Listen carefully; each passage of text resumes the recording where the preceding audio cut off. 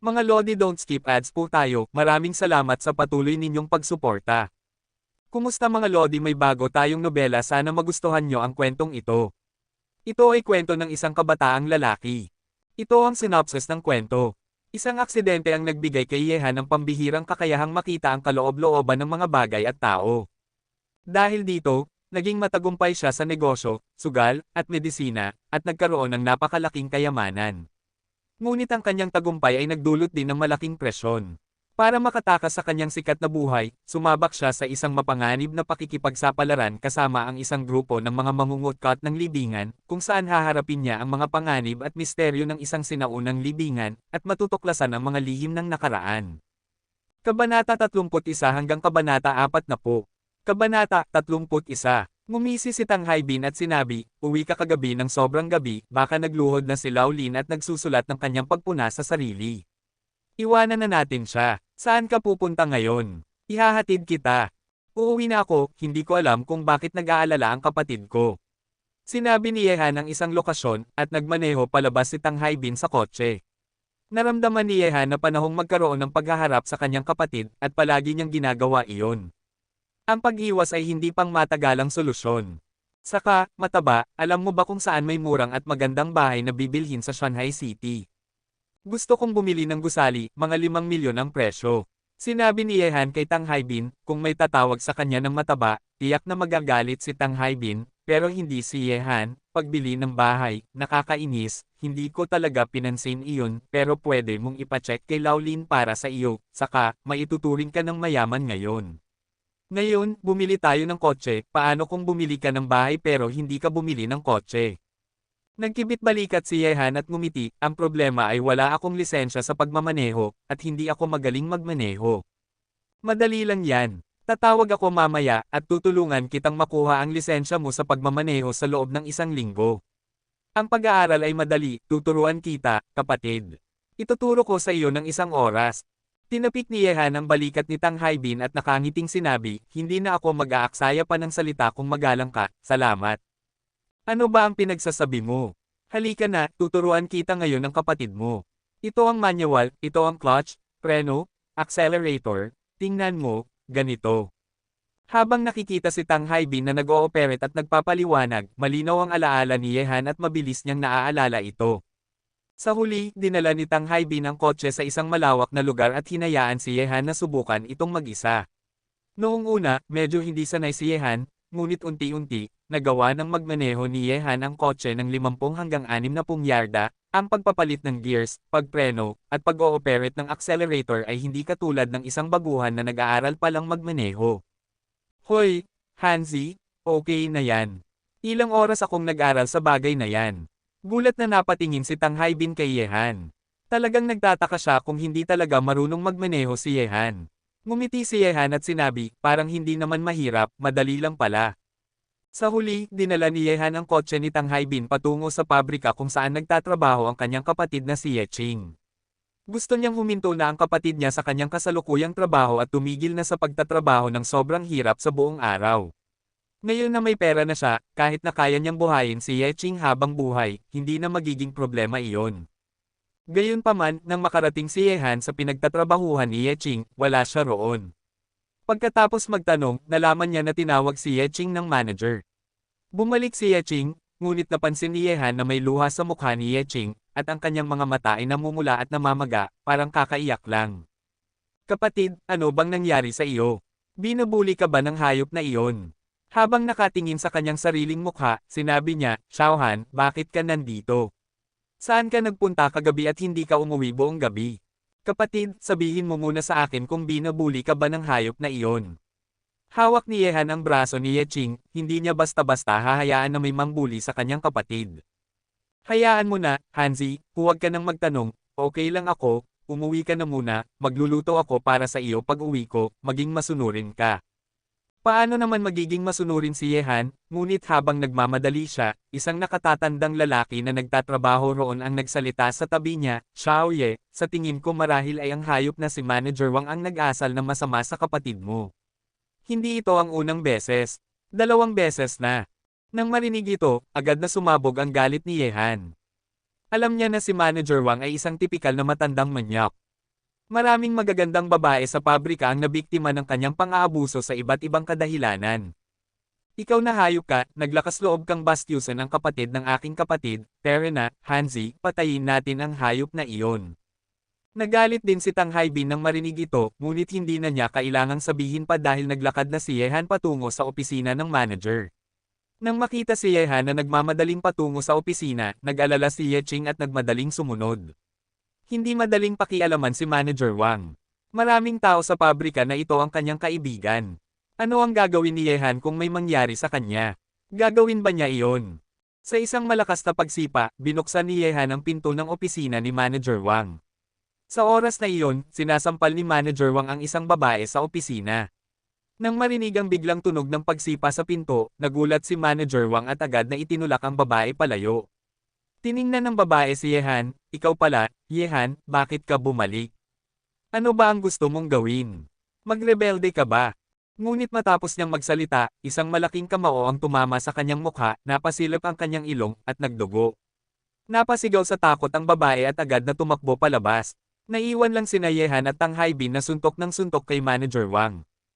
Perelises, hahayaan kitang mangbuli sa kapatid ko, papatayin kita. Ang kaguluhan dito ay agad na nakakuha ng atensyon ng mga manggagawa sa workshop. Ang ilang mga kaibigan na naging kaibigan ni Manager Wang noong mga nakaraang araw ay nakita na binubugbog si Manager Wang at agad na nagboluntaryong tumakbo. Si Yehan pala, nakakainis, patayin natin siya. Gayunpaman, paano naman kaya makalaban ng mga manggagawang ito si Yehan? 5 o 6 sa kanila ang dumating at inihagis sila ni Yehan palabas ng opisina na parang bola. Nang ahas na guluhin si Yehan. Pagkatapos ng 5 o 6 na minutong pagbugbog, lumabas sina Yehan at Tang Haibin mula sa opisina na may nasiyahan na mukha. Lahat ng manggagawa sa workshop ay tumigil sa kanilang trabaho at tumingin sa kanila. Kilala ni Yehan at ng iba pa ang isa't isa. Dati silang tahimik sa pabrika.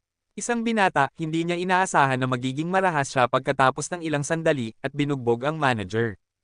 Tungkol naman kay Yeching, medyo natakot siya. Hindi dahil nag-aalala siya sa kanyang sarili, nag-aalala siya kay Yehan, ngunit hindi na kailangan ang kanyang pag-aalala. Lumapit si Yehan at hinawakan ang kanyang kamay ng diretso, at sinabi, kapatid, Terena, huwag ka nang magtrabaho dito, susuportahan kita sa hinaharap. Pagkatapos ng lahat, dinala niya ang kanyang kapatid at naglakad patungo sa labas ng pabrika. Sinulyapan ni Tang Haibin ang mga tao sa pabrika mula sa likuran, kinuyam ang kanyang mga kamao at kinalingkingan ang kanyang taba at ngumiti, at sinabi, kung gusto mong tumawag sa pulis, sabihin mo sa kanila na ang taong nanakit ay si Tang Haibin, kung hindi nila alam kung sino si Tang Haibin, sabihin mo na lang na anak siya ni Tang Jiangguo. Walang nakakakilala sa pabrika na may pangalang Tang Haibin, ngunit lahat sa Shanghai City ay kilala ang pangalang Tang Jiangguo, at siya ang nangungunang pinuno sa Shanghai City. Xiaohan, binugbog mo si Manager Wang ngayon, umalis na tayo sa Shanghai City sa lalong madaling panahon. Medyo nag-aalala si Yeching nang hilahin siya ni Yehan palabas ng pabrika.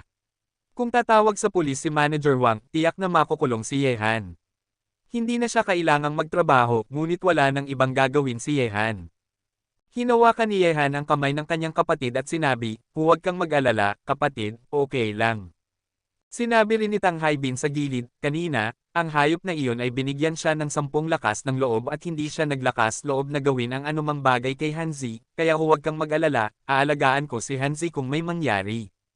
Kabanata 32. Pero, gusto sanang magsalita pa ni Yeching, pero nang makita ang ekspresyon ni Yehan na matatag na parang bunduktay, nakaramdam siya ng kaunting kapanatagan. Sinabi ni Yehan, kapatid, dapat kong sipain ang hayop na iyon. Sa akin, walang sino man ang makakabuli sa iyo. Hindi naman niya ako binabuli, gusto lang niya akong maging kanyang kasintahan, pero hindi ako pumayag. Nag-atubiling sinabi ni Yeching na may pulang mukha. Nang marinig ito, agad na nagalit si Tang Haibin, yung anak ng asong ulol na iyon, hindi man lang tumingin sa salamin para makita ang itsura niya, siya na lang ba ang nandyan? Pak! Ang pulaka ay gustong kumain ng karne ng swan. Nakapagpahinga si Yehan na hindi binabuli ng Manager Wang ang kanyang kapatid, at sinabi, kapatid, hindi mo na kailangang pumunta sa pabrika na iyon sa hinaharap. Palagi kang nag-aalaga sa akin dati, at aalagaan kita sa hinaharap. Mayaman na ako ngayon. Nang marinig ang mga salita ni Yehan, labis na naantig si Yeching, at mahigpit na hinawakan ang kamay ni Yehan. Lumaki na ang nakababatang kapatid at alam na kung paano alagaan ang kanyang ate, ngunit may kaunting pagkalito pa si Yeching, Xiaohan, bakit ka mayaman? Paano ka naging mayaman? Hindi ka dapat gumagawa ng mga bagay na labag sa batas at regulasyon, wala tayong kamag-anak o koneksyon sa Shanghai City, at ayokong may mangyari sa iyo. Agad na sumagot si Yehan, kapatid, anong nangyari? Sa tingin mo ba ay para akong ganong tao? Nagkataon lang na nakakita ako ng piraso ng dekalidad na jade sa merkado ng paggambling ng bato kamakailan, at may bumili nito sa mataas na presyo. Kung hindi mo ako pinaniniwalaan, tanungin mo si Fatty. Habang sinasabi ito, nagbigay si Yehan ng mata kay Tang Haibin, at agad na naintindihan ni Tang Haibin, at sinabi, oo, alam ko ang tungkol sa bagay na ito, hindi ka nag-aalala, si Hanzi ay tiyak na hindi nagsisinungaling sa iyo, at ang perang hawak niya ay susuporta sa iyo sa buong buhay mo. Walang problema. Nang marinig ang parehong sinabi ni Tang Haibin, nagtanong si Yeching na may mukhang naguguluhan, Hanzi, magkano ang ibinayad mo para sa piraso ng jade na iyon? Hindi naman marami, mga 10 milyon lang. 10 milyon. Nagsimulang manginig ang mga paa ni Yeching, at halos hindi siya makatayo. Ang halagang ito ay napakalaki para sa isang tao na kumikita ng 4 hanggang 5,000 yuan isang buwan. Talagang mahirap para sa kanya na maniwala na kumita si Yehan ng 10 milyon sa maikling panahon. Nang makita ang hindi makapaniwalang ekspresyon ni Yeching, sinabi ni Yehan, kapatid, totoo ito, bibili tayo ng kotse at bahay sa loob ng ilang araw, at hindi mo na kailangang magtrabaho ng sobrang hirap sa hinaharap. Pagkatapos ng ilang paliwanag, sa wakas ay naniwala na si Yeching sa mga sinasabi ni Yehan, at nalaman din niya ang pagkakakilanlan ni Tang Haibin mula kay Yehan. Ang anak ng alkalde ng Shanghai City ay kaibigan ni Yehan, kaya wala na siyang dapat ipag-alala. Sa huli, sumakay ang tatlo sa kotse ni Tang Haibin at nagpunta patungong downtown shopping mall. Ayaw ni Yeching na bumili ng magagandang damit sa buong taon. Ngayon na may pera si Yehan, gusto niyang gawing pinakamaganda ang kanyang kapatid na babae. At si Yeching mismo ay tumutugon sa hinihingi na ito. Kailangan kong sabihin na perpekto ang katawan at hitsura ni Yeching. Sa taas na 1.75 metro at may mga magagandang tampok sa mukha, isa na siyang magandang babae kahit hindi nakadamit ng maganda. Ngayon, siya ay mas maganda sa mga fashionable at magagandang damit. Napakaakit-akit kahit na ikumpara kay Joe Yuner. Sa hiling ni Yehan, namula si Yeching at nagpalit ng ilang set ng damit. Ano man ang suot niya, siya ay sobrang nakakasilaw na halos maluha si Tang Haibin. Habang hinahawakan ang braso ni Yehan, sinabi ni Tang Haibin, sabi ko sa iyo, Hanzi, ang kapatid mo ay maganda, paano kung maging bayaw na ako? Ngumiti si Yehan at sinabi, depende sa gusto ng kapatid ko, lagi kong susuportahan ang kanyang desisyon. Tumingin si Tang Haibin sa kanyang napakapayat na katawan, pagkatapos ay kay magandang Yeching, huminga ng malalim at sinabi, sa tingin ko mas mabuting kalimutan na lang ito, kung ang isang magandang babae tulad ng iyong kapatid ay mapunta sa mga kamay ko, mararamdaman kong masyado akong nasa huli. Ang isang Chinese cabbage ay nadurog ng isang baboy. Sa oras na iyon, lumapit si Yeching matapos subukan ang ilang set ng damit, tumingin kay Yehan at masayang nagtanong, Hanzi, anong tingin mo, ano ang bagay na bagay sa aking kapatid? Sumagot si Yehan na may ngiti, maganda ang aking kapatid sa kahit anong suot. Habang sinasabi ito, tumawag si Yehan sa waiter at sinabi, pakipakete ang mga damit na iyon na tinangkang suotin. Nang marinig ito ng magandang waitress, akala niya si Yehan ay isang mahirap na tao, at agad siyang ngumiti, Ginoo, pakihintiin ng sandali. Nang marinig ang mga salita ni Yehan, sinabi ni Yeching, Hanzi, hindi mo na kailangang bumili ng marami, may mga damit pa ang kapatid ko sa bahay, at maaaring napakamahal ng mga damit na ito. Hinalikan ni Yehan ang balikat ng kanyang nakatatandang kapatid at sinabi na may ngiti, kapatid, gaya ng sabi, ang tao ay nakadepende sa damit, ang Buddha ay nakadepende sa gintong damit, napakaganda ng aking kapatid, paano ko hindi bibili ng ilang magagandang damit, kahit gaano pa ito kamahal, gusto kong bilhin. Habang nag-uusap, ang waitress na kanina ay nakapagsimula ng ipack ang mga damit, lumapit at nagsabi na may ngiti, Ginoo, nag-spend ka ng kabuuang 25,800 yuan. Gusto mo bang magbayad gamit ang card o cash? Swipe ng card. Ibinigay ni Yehan ang kanyang bank card sa waitress. Nang marinig ni Yeching na gumastos sila ng ganoon kalaking halaga, nakaramdam siya ng kaunting sakit, ito ay katumbas ng kalahating taon niyang sahod. Matapos mag-swipe ng card, bumili rin si Yehan ng isang set ng damit sa kahilingan ni Yeching. Si Yehan ay natural na magandang damit na may taas na 1.8 metro at guwapong mukha. Ang mga waitress ay nalilito. Kung hindi dahil sa pagkakaroon ni Yeching, isang magandang babae, sa tabi ni Yehan, maaaring humingi na siya ng contact information ni Yehan. Sa huli, umalis ang tatlo sa shopping mall na masaya, ngunit nang makarating sila sa kanto ng elevator, may isang tao na pumasok sa paningin ni Yehan, at nakita rin ng taong ito si Yehan. Sa sandaling nagkatitigan sila, naglabas ng malamig na puot mula sa kanilang mga mata. Anong pagkakataon, nandito ka rin, mahirap na bunso. Lumapit si Bai Luofei kay Yehan kasama ang kanyang kasama na babae, may pang-aasar sa kanyang mukha, at kasabay nito, may matinding galit sa kanyang mga mata. Nagdulot si Han ng kahihiyan sa kanya sa party, at hindi pa siya nakakabawi mula doon. Kabanata 33. Hindi ba ito si Master Earthworm? Bakit, kasama niya ang kanyang girlfriend sa mall? Sarkastikong sabi ni Yehan. Nang marinig ang mga salita ni Yehan, lalong lumala ang nakamamatay na tingin sa mga mata ni Bai Luofei. Muli siyang tinapakan ni Yehan sa kanyang dignidad na halos nasa limitasyon na ng kanyang matitiis, ngunit nagulat ang kasama ni Bai Luofei nang makita si Yehan. Sa isang malamig na tingin, paano niya nalaman na bata pa si Bai Luofei? Hiem, mahirap na tinapay, huwag kang magmalaki. Dahan-dahan kong babayaran ang utang mo, at unti-unti kitang lalaruin hanggang sa wala ka ng lugar sa Shanghai City.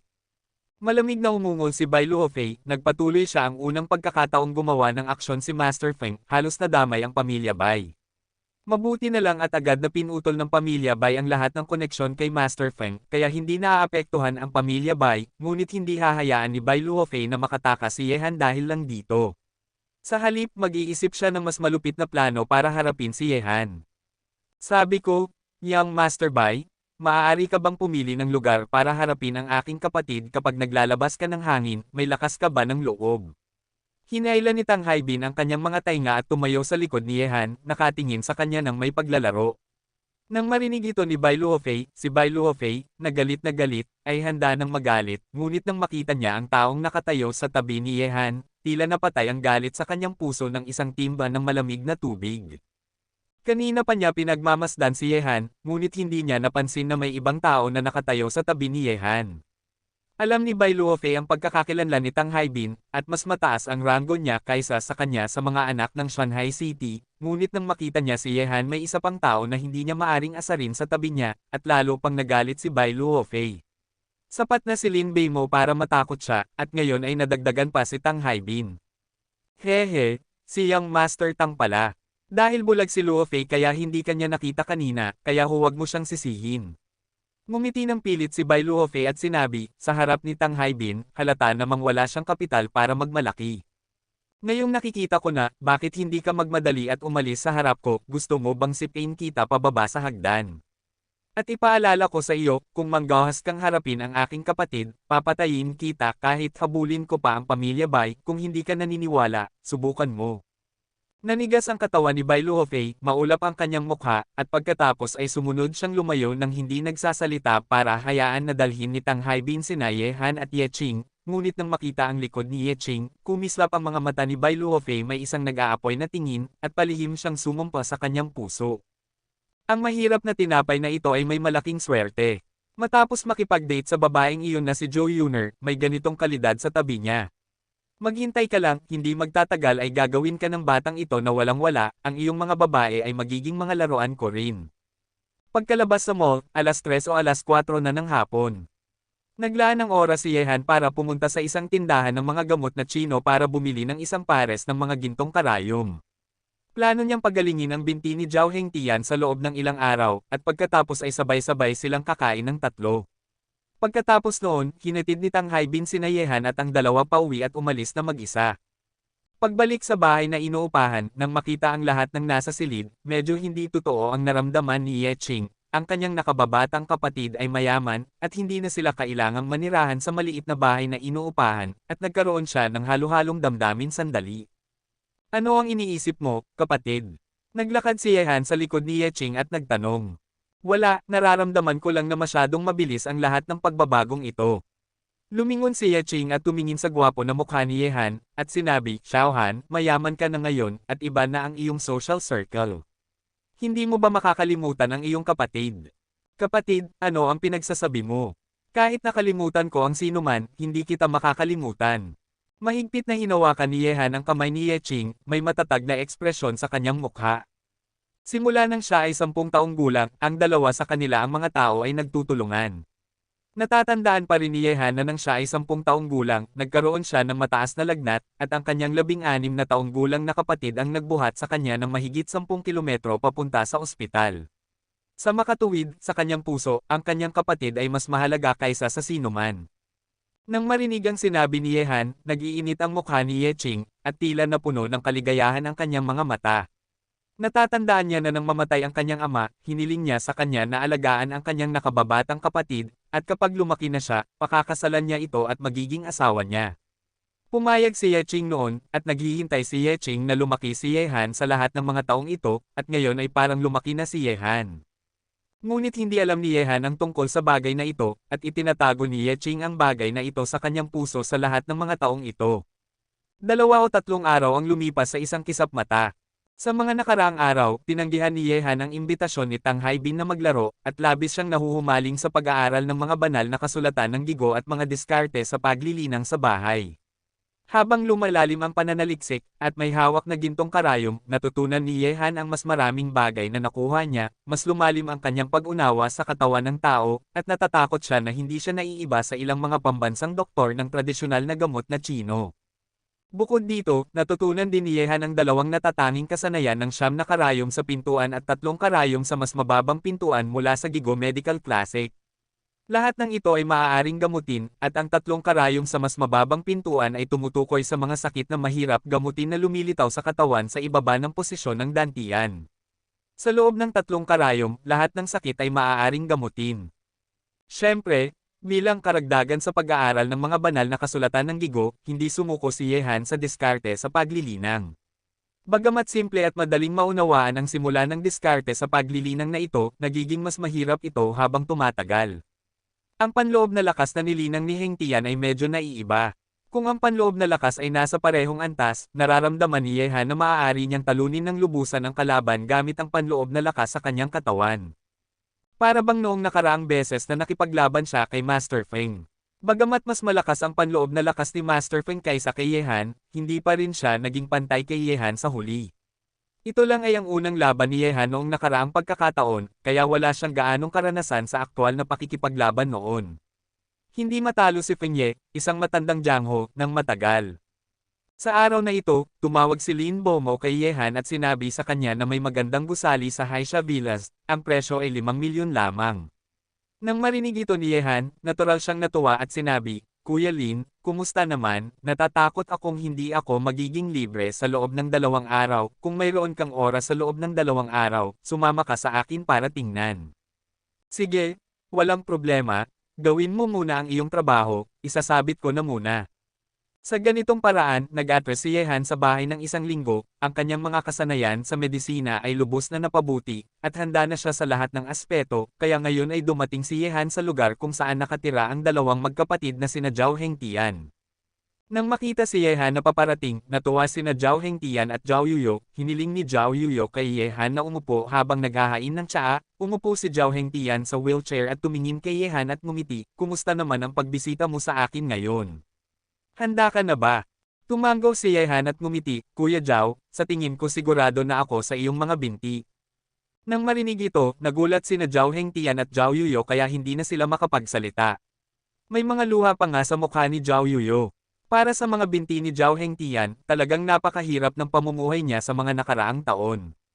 Mapait pagkaraan ng mahabang panahon, huminga ng malalim si Zhao Hengkai at sinabi, kung gayon ay maaabala ko si Kuya Ye.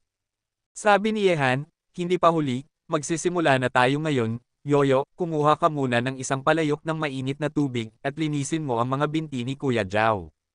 Masayang tumugon si Zhao Yuyo, at pagkatapos linisin ni Zhao Yuyo ang mga binti ni Zhao Hengtian, lumapit si Yehan sa katawan ni Zhao Hengtian at lumuhod, kumuha ng isang bag ng mga bagay na nakabalot sa mga piraso ng tela mula sa kanyang mga bisig, at ang mga hilera ay binuksan, at ang nagniningning na mga gintong karayom ay nahayag.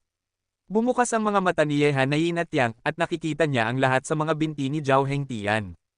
Ang kanyang guya ay ipinasok. Ang karayom ni Yehan ay eksaktong ipinasok sa tuhod ni Zhao Hengtian, na tinatawag na petela. Nang mahulog ang karayom ni Yehan, agad na nagkaroon ng knee-jerk reflex ang binti ni Zhao Hengtian, at kusang tumalon. Ang unang karayom matapos mahulog, nagpatuloy ang pangalawang iniksyon ni Yehan. Ang iniksyon na ito ay nagputol ng daloy ng dugo, agad na naramdaman ni Zhao Hengtian na ang kanyang binti na manhid ay lalong hindi gumagana. Ang pangatlong iniksyon, ito ang pinakamahalagang iniksyon ni Yehan.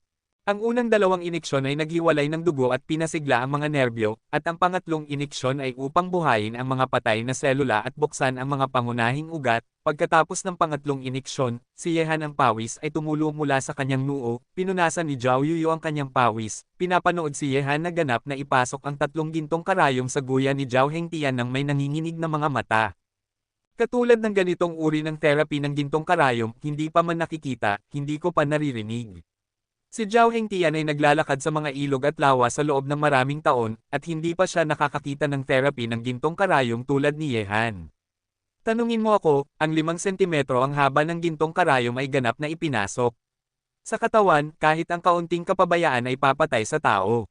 Kabanata 34. Ngunit hindi nagtagal, nang mahulog ang ikatlong karayom ni Yehan, ang mga selula sa guya ni Zhao Hengtian ay umusbong na parang mga kabute pagkatapos ng ulan sa tagsibol, at mabilis na kumalat sa buong guya. Nararamdaman ni Zhao Hengtian na ang buhay sa kanyang guya ay lumalakas, ngunit bigla, ang itim na namuong dugo ay naglabas ng mga pagsabog ng lason mula sa nilalang, sinusubukang patayin ang mga sigla na ito. Ngunit paano papayagan ni Yehan na magtagumpay iyon? Kumuha siya ng isang maliit na scalpel mula sa kanyang mga bisig na binili niya sa isang parmasya, tinutok ito sa tamang posisyon at pinutol ito, isang malalim na hiwa ang agad na lumitaw sa binti ni Zhao Hengtian, at ang itim na lason ay dumaloy din kasama ng sugat, naglalabas ng alon ng masangsang na amoy. Sa pag-agos ng lason at ng sigla sa guya, naramdaman ni Zhao Hengtian na unti-unti niyang nakakontrol ang kanyang binti, ngunit hindi pa ito sapat. Ginamit ni Yehan ang panloob na lakas sa kanyang katawan sa kanyang palad at sinimulang hampasin ang guya ni Zhao Hengtian, unti-unting pumapasok ang panloob na lakas sa guya ni Zhao Hengtian, pinipilit ang natitirang mga lason na lumabas. Naramdaman ni Zhao Hengtian ang lakas na nagmumula sa palad ni Yehan, at siya ay labis na natuwa, ngunit bigla siyang nagbago ng mukha, dahil napansin niyang ang panloob na lakas na nagmumula sa palad ni Yehan ay ganap na iba sa panloob na lakas sa kanyang katawan. Siya ay napakahina, ngunit sa usaping kadalisayan at lakas, kung sila ay nasa parehong antas, tiyak na hindi siya magiging kalaban ni Yehan. Sa isang salita, ang panloob na lakas sa katawan ni Yehan ay pambihira, tiyak na hindi ito kasing simple ng karaniwang panloob na lakas. Ang taong ito ay puno ng misteryo. Napabuntong hininga si Zhao Hengtian sa kanyang isip. Sa loob ng kalahating oras, naipagaling na ni Yehan ang isa sa mga binti ni Zhao Hengtian. Ginamit niya ang kanyang panloob na lakas upang ganap na mapaalis ang lason, at ang tatlong iniksyon ni Yehan ay hindi lamang nagpasigla ng mga nerbyo, kundi pati na rin nag-activate ng mga patay na selula, at kahit na binuksan ang mga pangunahing ugat. Hanggat hilahin ni Yehan ang tatlong gintong karayom upang ma-circulate ang dugo sa guya ni Zhao Hengtian, makakagalaw na si Zhao Hengtian ng unti-unti. Nang hilahin ni Yehan ang tatlong gintong karayom, tumingin siya kay Zhao Hengtian at sinabi, "Kuya Zhao, subukan mong igalaw ang binti na ito at tingnan kung may problema." Nang marinig ito ni Zhao Hengtian, agad niyang sinubukang igalaw ang binti na ginamo ni Yehan kanina. Hindi maikakaila, sa ilalim ng kontrol ni Zhao Hengtian, nagsimulang gumalaw ng dahan-dahan ang kanyang binti. Patunay ito na gumaling na ang kanyang binti. Hanggat unti-unti siyang gagaling, maaari na siyang maglakad na parang isang normal na tao sa loob ng isang linggo. Ha, hindi ko inasahan na isang araw, ako, si Zhao Hengtian, ay tatayo. Hindi ako papatayin ng langit, kalooban ng Diyos. Tumangala si Zhao Hengtian sa langit at ngumiti, na para bang sa sandaling ito, ang dating hari ng Timog Kanluran ay nagbalik, puno ng sigla, si Zhao Yuyo ay umiiyak sa kagalakan, ang binti ng kanyang kapatid ay naipagamot, na maaaring sabihin na naalis na ang kanyang pinakamasamang suliranin sa puso, at mamumuhay siya para sa kanyang sarili sa hinaharap. Kuya Ye, huwag mong isipin na kailangan kong magpasalamat sa iyong kabutihan. Simula ngayon, ang buhay ko, si Zhao Hengtian, ay magiging iyo. Tumingin si Zhao Hengtian kay Yehan at sinabing seryoso. Umiling si Yehan at sinabi, "Kuya Zhao, seryoso ang sinasabi mo. Bagamat dati tayong may kasunduan at nagkakaroon tayo ng kapakinabangan, ngayon, itinuturing kita bilang kaibigan.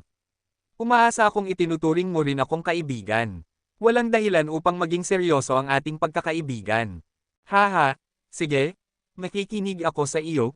ngunit ang sinasabi ko, si Zhao Hengtian, ay may kahulugan. Kapag kailangan mo ako, sabihin mo lang. Ano man ang mangyari, hindi ako, si Zhao Hengtian, magiging malabo. Nagtinginan at ngumiti ang dalawa, at pagkatapos ay ginamo ni Yehan ang isa pang binti ni Zhao Hengtian ayon sa pamamaraang ginamit kanina.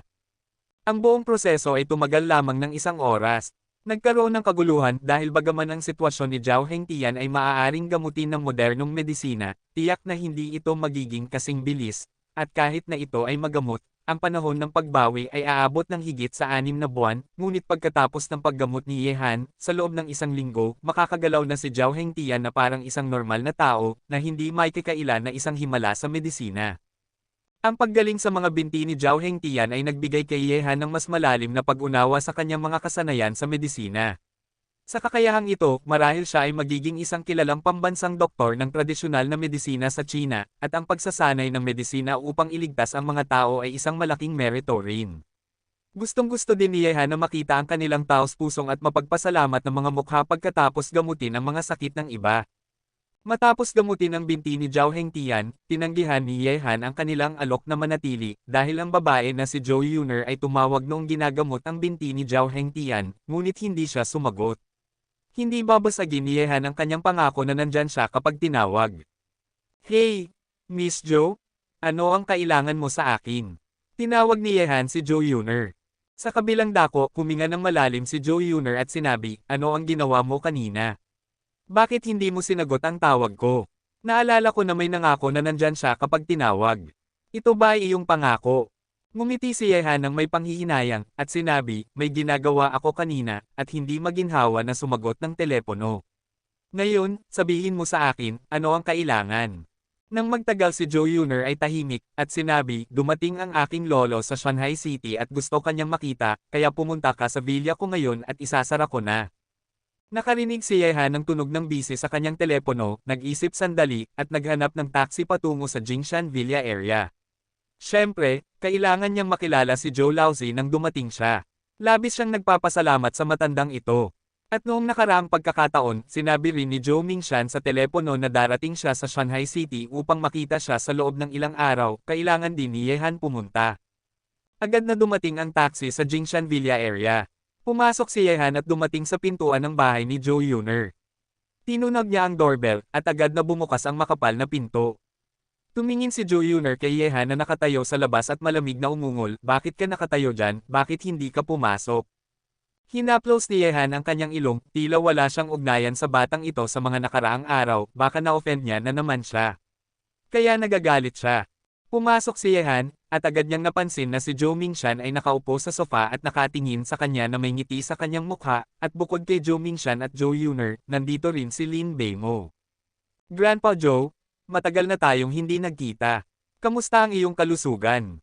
Umupo si Yehan sa tabi ni Lin Beimo habang nagtatanong, hinaplos ni Zhou Mingshan ang kanyang balbas at ngumiti, ang mga lumang buto ko ay ganyan-ganyan lang, ngunit matagal na tayong hindi nagkita, at ang mga pagbabago ay medyo malaki.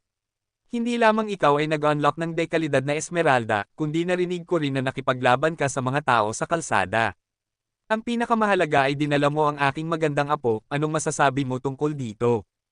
Nang marinig ito, nagpawis si Yehan. Paano niya naaga si Zhou Yuner? Ito ay malinaw na isang bagay na hindi totoo.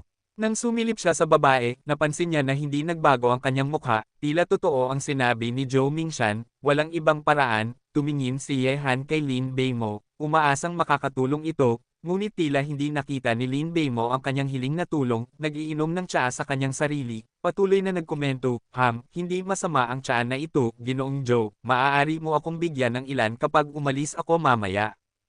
Nawala ng pag-asa si Yehan sa taong ito, kaya't kinailangan niyang magpatuloy at sabihin, Grandpa Zhou, palagi kang nagkakamali. Wala akong anuman kay Miss Zhou. Kung hindi mo ako pinaniniwalaan, tanungin mo lang.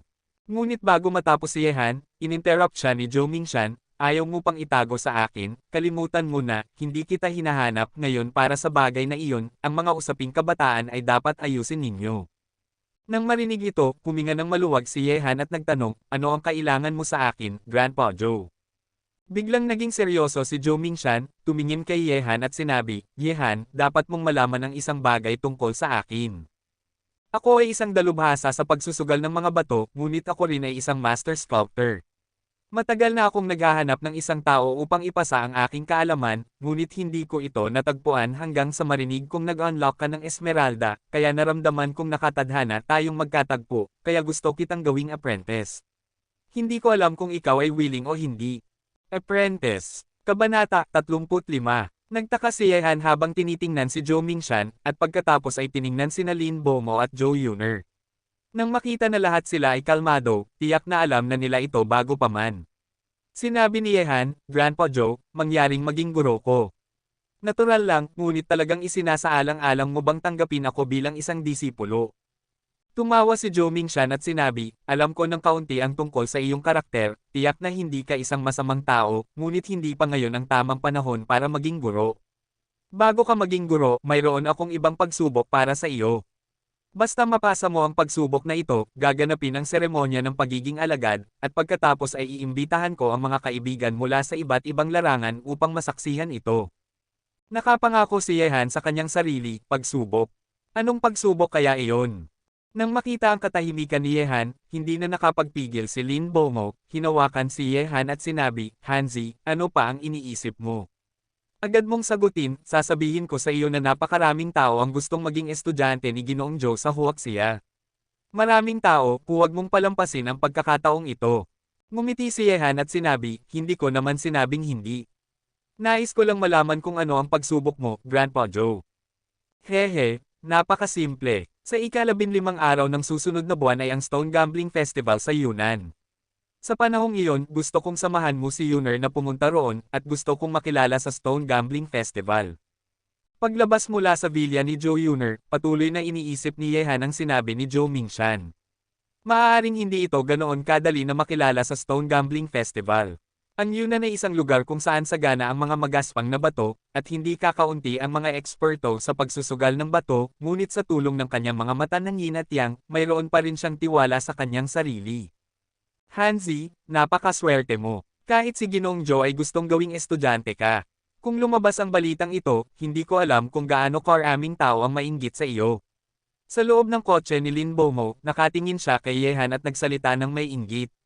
Ngumiti si Yehan at sinabi, Brother Lin, ano ang ikinaiinggit? Hindi naman ito basta pagtanggap ng estudyante. Sumagot si Lin Bomo, mali ang iniisip mo. Hindi lang ito kasing simple ng pagtanggap ng estudyante. Alam mo ba kung gaano kalakas ang suporta sa likod ni Ginoong Zhou? Ang maging estudyante niya ay katumbas ng pagmamana ng kanyang network. Ito ay isang hindi nakikitang kayamanan, at hindi ko alam kung gaano karaming tao ang nagmamadaling makuha ito. Hinaplos ni Yehan ang kanyang ilong at sinabi, so, talagang kumikita ako ng malaki. Siyempre, naiinggit ako sa iyong magandang kapalaran. Napabuntong hininga si Lin Bomo at muling nagsalita, sa pamamagitan ng paraan, mukhang wala kang ginagawa ngayon, halika at tingnan natin ang bahay sa Haisha Villa area. Kung mabibili ko ito ngayon, lilipat ako sa loob ng 2 araw, at pagkatapos ay pupunta ako sa bahay mo upang uminom. Tumango si Yehan at sinabi, kung gayon, pasensya na, Brother Lin, ikaw ang magiging gabay. Ang Haisha Villa District ay itinatag sa Shanghai City malapit sa dagat, may magandang tanawin, kaaya-ayang klima, at mahusay na tanaw.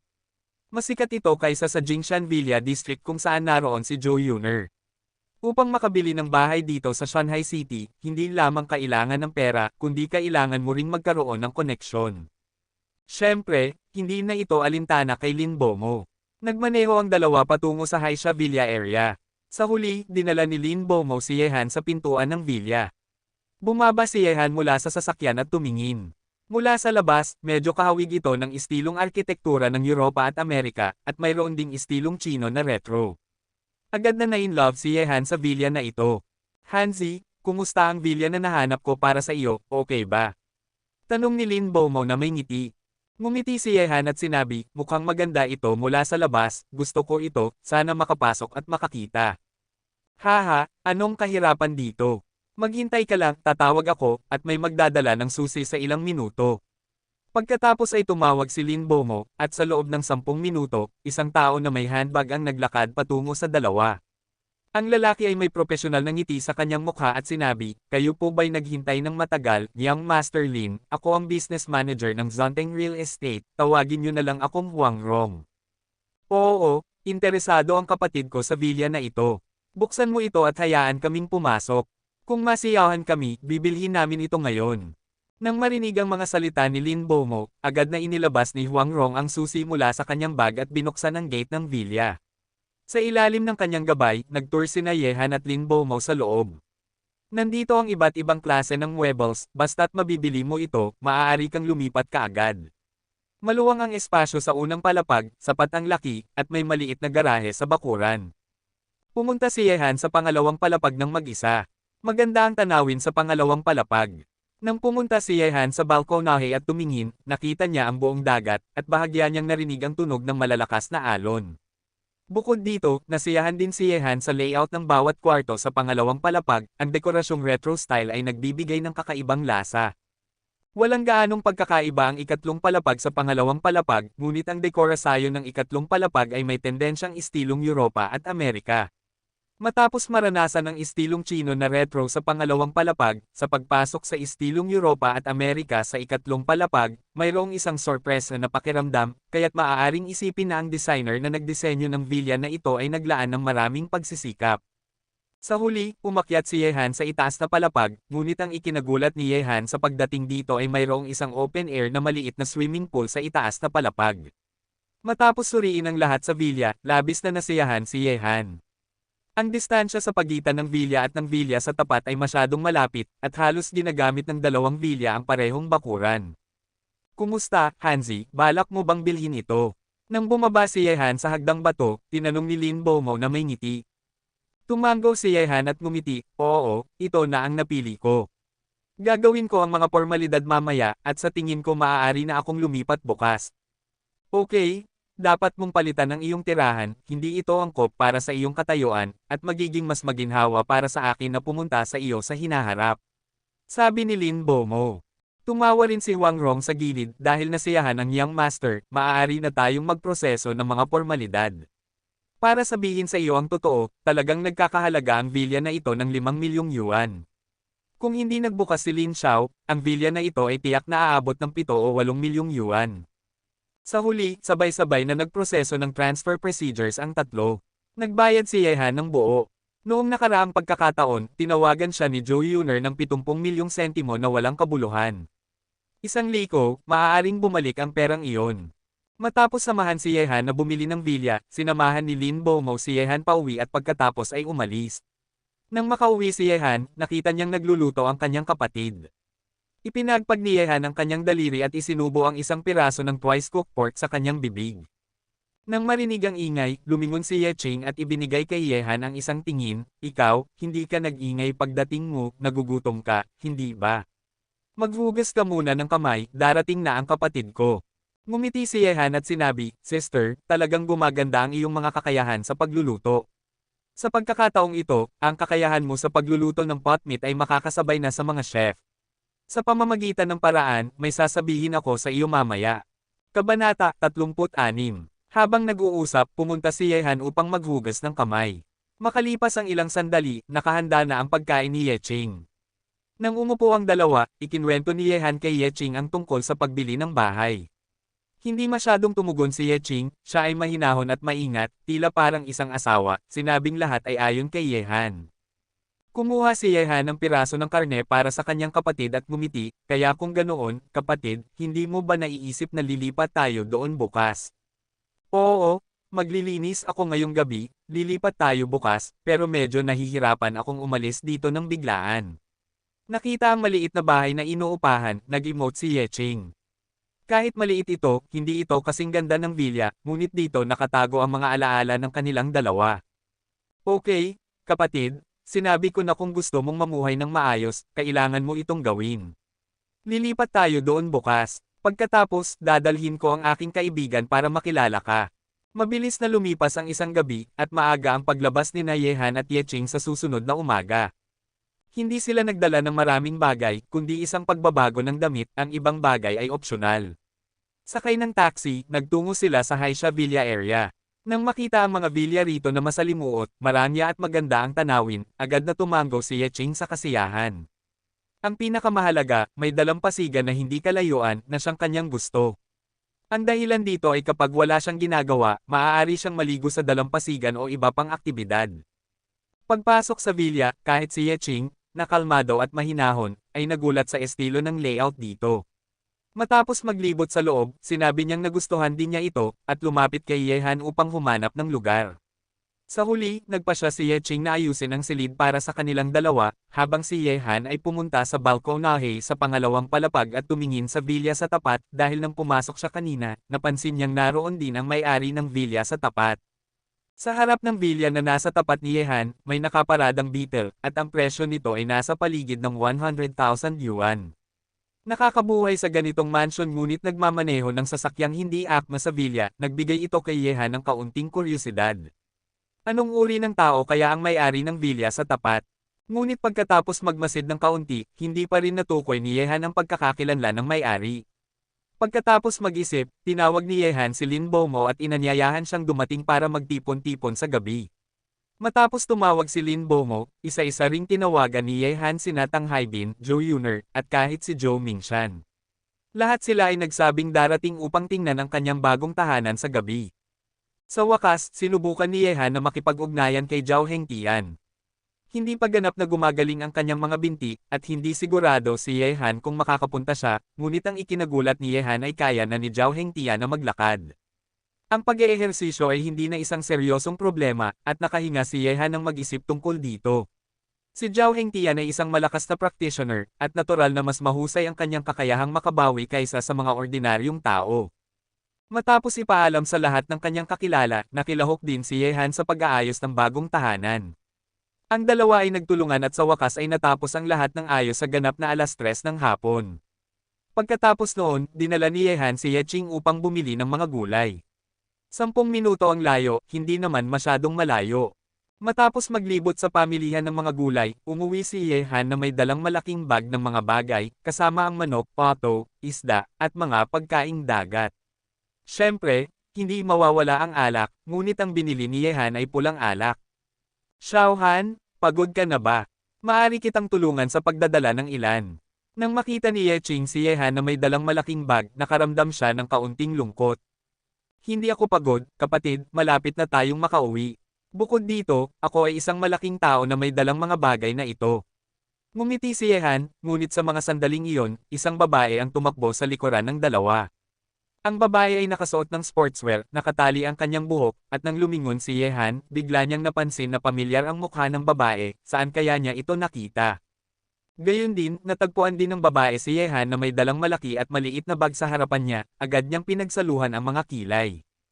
Hindi siya nakilala ni Yehan, ngunit nakilala siya ng babae. Walang magawa, sino ba naman ang makakalimot kay Yehan? Malinaw pa rin sa kanyang alaala ang nangyari sa interrogation room. Hindi na nag-isip ng iba pa si Yehan at nakarating na siya sa bahay, binuksan ang pintuan at pumasok.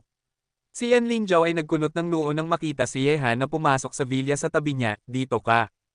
Sa katunayan, ang villa sa tabi ni Yehan ay tahanan ni Yan Lingjiao. Bagamat siya ay isang police captain lamang, ang kanyang pinagmulan ay hindi pangkaraniwan. Ang villa na ito ay binili para sa kanya ng kanyang ina. Sa loob ng silid, itinaboy ni Yeching si Yehan na hindi marunong magluto mula sa kusina. Ang pagluluto ay trabaho ng mga babae, at syempre hindi dapat makialam ang isang malaking tao tulad ni Yehan. Sanay na siya sa kanyang kapatid na ang gumagawa para sa kanya sa loob ng maraming taon. Sa panahon ng pagkain, si Yehan, na walang magawa, ay pumunta sa balkonahe sa pangalawang palapag upang manigarilyo. Sa isang sulyap, napansin niyang ang babaeng tumatakbo sa bakuran sa tabi ay nagpa-practice ng boxing. Ito ay isang uri ng military boxing na nakatuon sa matitinding hampas at pagsulong. Ang mga galaw nito ay karaniwang ginagamit upang kontrolin ang kalaban sa isang galaw. Napaka-epektibo nito sa aktwal na laban. Nakalin si Yehan sa balkonahe habang pinapanood ang babae na nag-e-ensayo ng boxing. Habang pinapanood, lalo niyang naramdaman na nakita na niya ang babaeng ito dati. Matapos pag-isipan ito sa kanyang isipan, agad niyang naalala kung sino ang babaeng ito. Hehe, kaya pala si police officer yan. Napaka-coincidental, nandito ka rin. Nakalin si Yehan sa balkonahe at tumingin kay Yan Lingjiao na may ngiting sa tingin niya ay taos puso. Magandang magkaroon ng pulis na kapitbahay, mabuting makipag-ugnayan. Rogue. Nagsalita si Yan Lingjiao ng malamig ang mukha at patuloy na nag-practice ng kanyang military boxing.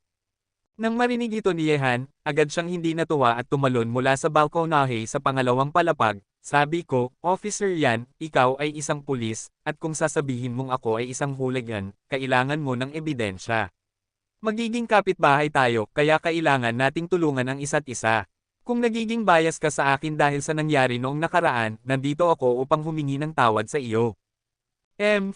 Hindi ko kailangan ng iyong tawad. Hindi ka ba magaling makipaglaban? Bigyan mo ako ng ilang galaw. Nang makita ni Yehan na lumapit siya, agad na umikot si Yan Lingzhou at masiglang sinipa si Yehan. Ang hangin ay malakas, at tiyak na hindi magiging problema kung sipaing ang isang maliit na punong kasing laki ng bowl. Sa harap ng atake ni Yan Lingzhou, hindi naglakas loob si Yehan na magpabeya, kaya't sumipa rin siya sa hangin. Sa isang malakas na tunog, ang kanilang mga kanang binti ay nagtagpo, at pagkatapos ay bumagsak sila, humakbang si Yehan pabalik, at si Yan Lingzhou ay tumakbo ng 2 hakbang pabalik, at pagkatapos ay tiningnan si Yehan ng may seryosong mga mata. Matapos ang ilang araw, ang lakas ni Yehan ay medyo tumaas kumpara noong nasa istasyon ng pulisya siya. Haha, Police Officer Yan, hindi masama ang iyong lakas, ngunit tila medyo mas mahina ito kaysa sa akin. Ngumiti si Yehan. Sa panahong ito, nag-aral siya ng Gigo Medical Classics habang nag-e-ensayo, at ang panloob na lakas sa kanyang katawan ay talagang lumakas. Subukan nating muli. Si Yan Lingzhou ay hindi isang tao na madaling sumuko. Nang siya ay nasa Special Forces, nalampasan niya ang lahat ng mga lalaki na mas malakas sa kanya sa simula. Sa pagtingin kay Yan Lingzhou na umaatake muli, nanatiling nakatayo si Yehan, ginagamit ang punching at drill punches ng patuloy, ang dalawa ay nagsanib ng mga suntok at sipa. Sinalubong ng bawat isa ang kanilang mga atake, ang laban ay puno ng sigla, parang isang tunay na martial arts movie, napakasaya. Ngunit sa huli, ang lakas ni Yan Lingzhou ay talagang mas mababa kaysa kay Yehan. Tuwing nagtatagpo sila, hindi siya nakakakuha ng mataas na puntos. Ang dalawa ay nakipaglaban ng ganito sa loob ng 5 o 6 na minuto. Sa huli, nahirapang makipagsabayan si Yan Lingzhou kay Yehan, at ang inisyatiba ay naaga na ni Yehan. Mukhang nahihiya si Yan Lingzhou, pawis na pawis, at ang ganitong Yan Lingzhou ay may kaakit-akit na aura, na nagpasaya kay Yehan. Marahil dahil sa masiglang tingin ni Yehan, si Yan Lingzhou, na nagalit na sa kanyang puso, ay lalo pang nagalit. Sa pagkakataong ito, nagpalitan ng atake sina Yan Lingzhou at Yehan. Sa wakas, nagawa ni Yan Lingzhou ang isang magandang backflip. Gayunpaman, bago pa man makapagpatuloy si Yehan sa atake, isang itim na pistola ang nakatutok kay Yehan. Nang makita ang eksenang ito, naguguluhan si Yehan. Agad niyang itinaas ang kanyang mga kamay at sinabi, Officer Yan, makipag-usap tayo. Hindi mo na kailangan pang maglabas ng baril, hindi ba? Bukod dito, bakit laging nagdadala ng baril ang mga babae? Ang pagkilos na ito ay hindi katanggap-tanggap, ang paglalaro ng baril ay isang patent ng mga lalaki. Kabanata 37. Shut up, you bastard. If you dare to say another word, believe it or not, I'll blow your head off. Nag-alala si Yan Lingzhou. Bakit kaya ang ganitong kabastusan ng lalaki ay nakakainis, ngunit hindi siya talaga makagawa ng anuman kay Yehan. Nang marinig ito, tumahimik si Yehan. Mahirap tumanggi sa hiling ng isang magandang babae, at mas mahirap pa kung ang hiling ay galing sa isang magandang babae na may baril. Ginawa niya ito, at wala na siyang dahilan upang magsumbong kapag nakarating siya kay Lord Yan. Sa mga sandaling iyon, may tunog ng busina ng sasakyan sa labas ng villa ni Yehan. Si Tang Haibin, ang matabang lalaki, ay sumisigaw sa labas ng gate, humihiling na buksan ni Yehan ang pinto para sa kanya. Nakita ito ni Yan Lingzhou, inilayo ang baril. Siya ay pulis, at ang makita na gumagamit ng baril ng walang dahilan ay magkakaroon ng masamang impluensya, kaya't hindi na siya lumingon kay Yehan at naglakad patungo sa kanyang tahanan ng may malamig na mukha. Nang makita ni Yehan na umalis si Yan Lingzhou, hindi niya mapigil ang ngumiti ng may panghihinayang. May nakatira palang pulis na babae sa tabi niya. Maganda ba ito o masama? Ang punto ay tila nagiging mas bias ang Bingshan Police Flower laban sa kanya. Binuksan ni Yehan ang bakal na gate ng bakuran para kay Tang Haibin. Sa unang pagkakataon na makita si Yehan, sinuntok siya ni Tang Haibin at sinabi, anong ginagawa mo nitong mga nakaraang araw? Hindi kita nakitang lumabas, hindi ko alam kung nababato ka na. Ngumiti si Yehan at sinabi, talagang abala ako nitong mga nakaraang araw, pero tapos na. Tumingin si Tang Haibin sa villa sa tapat ni Yehan, bigla siyang nag-thumbs up at sinabi, ang galing mo, kaya mong asarin ang Bingshan Police Flower. Pero Hanzi, sabihin ko na sa iyo, hindi ganon kadali ang babaeng ito. Kung hindi ka maingat, masusunog ka. Pinayuhan ako ng tatay ko na huwag siyang asarin, magdudulot ito ng malaking gulo. Sabi ni Yehan, okay, bakit ko siya aasarin kung wala akong ginagawa? Tara, pumasok na tayo, darating na sina Brother Lin at iba pa. Hindi nagtagal, dumating si Lin Bomo. Ipinakilala ni Yehan siya sa tahanan ni Yeching, at pagkatapos ay nagchat ang tatlong lalaki. Sa mga sandaling iyon, iniabot ni Lin Bomo kay Yehan ang isang bunch ng mga susi at ngumiti, Hanzi, wala kang ibigay na regalo para sa iyong housewarming. Sa tingin ko, wala ka pang sasakyan, kaya't ang sasakyan na ito ay dapat ituring na regalo para sa iyo. Nang makita ito, napangiti si Yehan, Brother Lin, bakit ka nagiging ganito? Ayokong tanggapin ang ganitong kamahal na regalo. Okay, bakit ka pa nagiging magalang sa akin? Nai-drive ko na ang sasakyan at ipinarada ito sa bakuran mo. Subukan mo kung may oras ka. Sa pamamagitan ng paraan, darating ang mga disipulo ng Northwest Medical King sa Shanghai City bukas. Ipapakilala kita, pareho kayong pambansang manlalaro sa tradisyonal na medisina ng China, kaya't dapat kayong magkaroon ng maraming pag-uusap.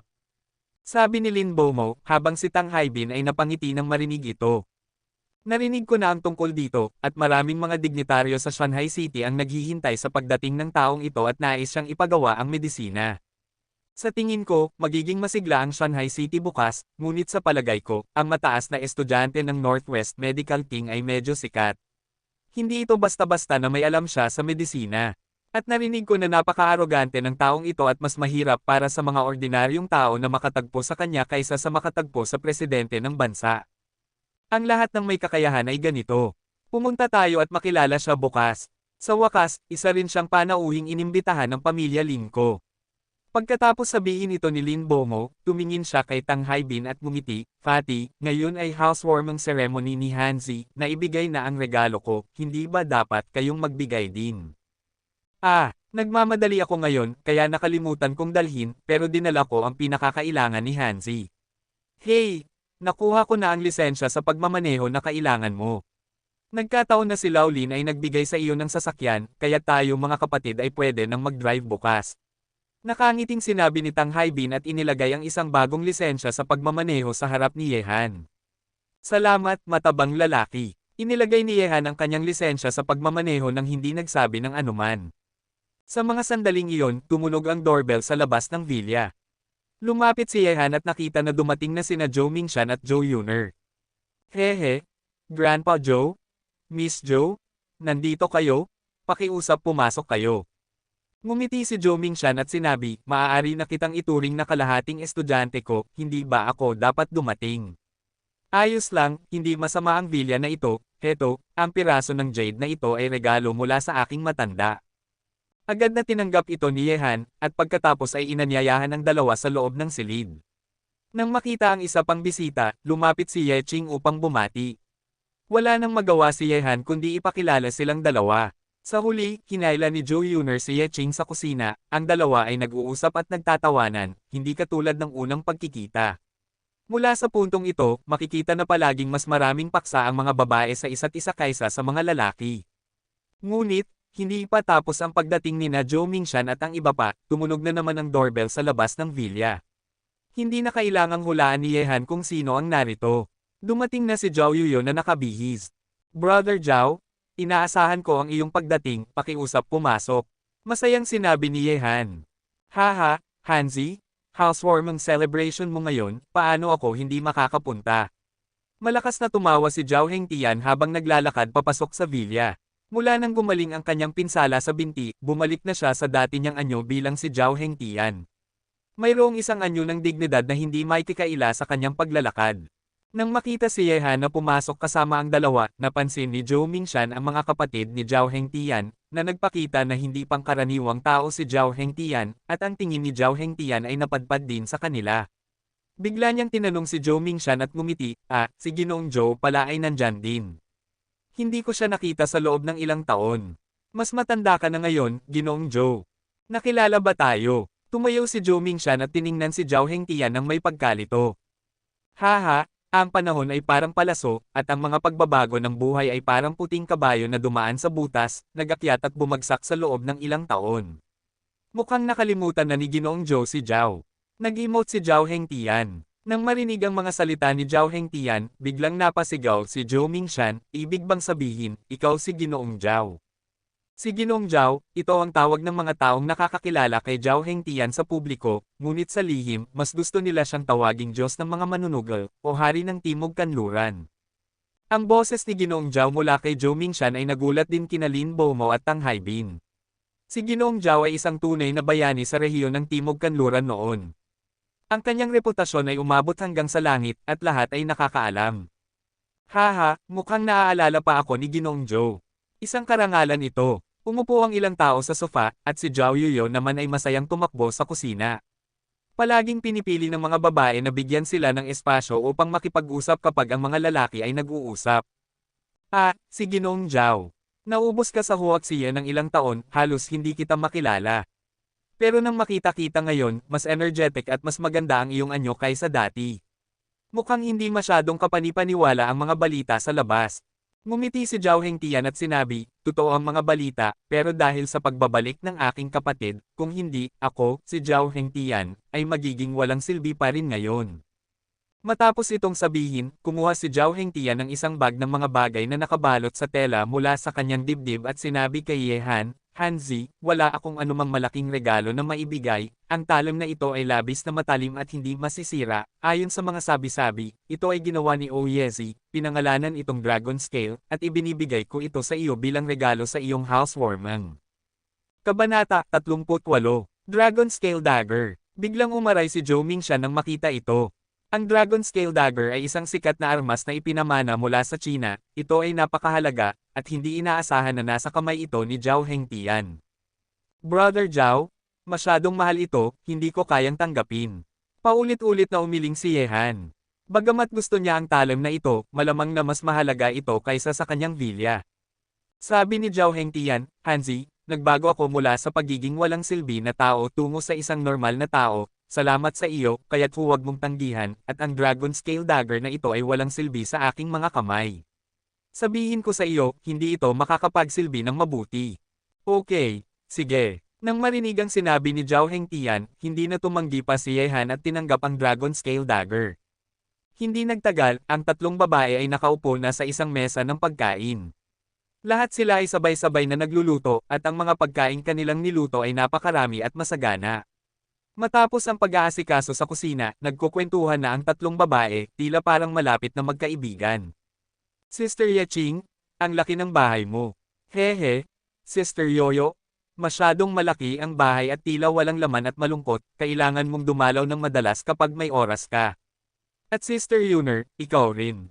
Sige, mula ngayon, kailangan naming dumalaw at abalahin ka paminsan-minsan.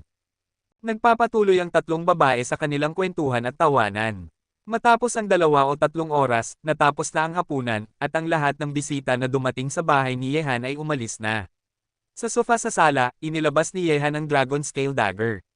Gustong-gusto niya ang talim na ito. Hindi ito madaling dalhin, ito rin ay napakasuri at hindi matatalo. Magiging handy weapon niya ito kapag nakipaglaban siya sa ibang tao sa hinaharap. Maaga si Ye Han na bumangon kinabukasan, nagsagawa ng isang set ng mga ehersisyo sa boxing sa bakuran, naligo pagkatapos mag-stretch ng kanyang mga binti, at kinuha ang mga susi ng sasakyan na ibinigay ni Lin Bomo at umalis. Ang ibinigay kay Ye Han ay isang Bauma X6, na mukhang maganda at nakaestilo sa labas, ngunit komportable at maluwang sa loob na may presyo na higit sa 1 milyon. Darating ang Northwest Medicine King Gao To sa Shanghai City ngayon. Inayos ng pamilya Lin na salubungin siya sa isang marangyang vilya. Sa mga sandaling ito, maraming mga dignitaryo sa Shanghai City ang nagtipon-tipon sa vilya na ito, at lahat sila ay naghihintay sa pagdating ng Northwest Medicine King. Ang pagdating ni Gao To ay orihinal na inimbitahan ng pamilya Lin, at ang mga tao sa paligid ay walang kinalaman dito, ngunit sa ilalim ng pressure ng lahat ng panig, napilitan ang pamilya Lin na pahintulutan ang mga dignitaryo mula sa Shanghai City na makilahok. Tulad ng kasabihan, ang mas mayaman ka, mas makapangyarihan ka, mas natatakot ka sa kamatayan. Ang mga mayayaman at makapangyarihang tao sa Shanghai City ay may mga minor na problema sa kalusugan, ang ilan sa mga ito ay hindi kahit na natutukoy ng mga regular na ospital. Sa makatuwid, ang pagdating ng Northwest Medical King ay nagbigay ng pag-asa sa kanila, at isa-isa silang nagpunta upang makita siya. Dumating si Ye Han sa pintuan ng vilya at napansin na maraming mamahaling sasakyan ang nakaparada rito. Matapos tumawag, tumalon si Tang Haibin mula rito, at bumaba si Yehan sa sasakyan at nagtanong, dumating ka rito ng maaga, Brother Lin. Hinampis ni Tang Haibin ang kanyang tiyan at sinabi, yung matandang si Lao Lin ay pumunta sa paliparan upang salubungin siya at babalik na siya sa isang sandali.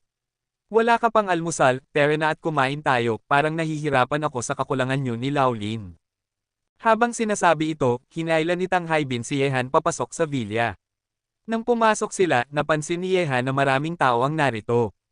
Mayroong 20 o 30 tao, mga matanda at kabataan, lalaki at babae.